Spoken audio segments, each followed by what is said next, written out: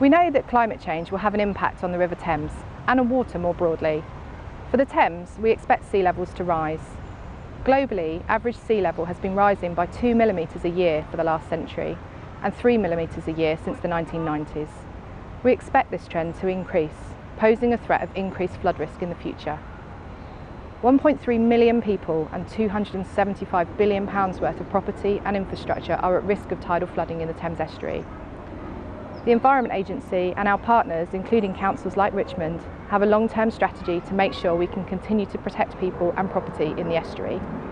The Thames Estuary 2100 plan is a dynamic plan which factors in projections for sea level rise and other climate change effects, as well as growth and other changes in the estuary. The plan is internationally recognised as a leading example of climate change adaptation. We're updating this plan during the course of the next year, and we will want communities to get involved in what the recommendations should be for managing the tidal Thames.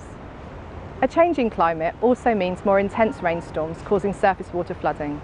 These sudden floods happen when rainfall overwhelms drainage systems. In London we have Victorian sewers which are old and often unable to cope with the amount of water that will come. In London there are over 68,000 properties at high risk of surface water flooding, as well as many roads and services. We will never eliminate flood risk in London, but we are working to mitigate that change, and part of it means that you can take action too.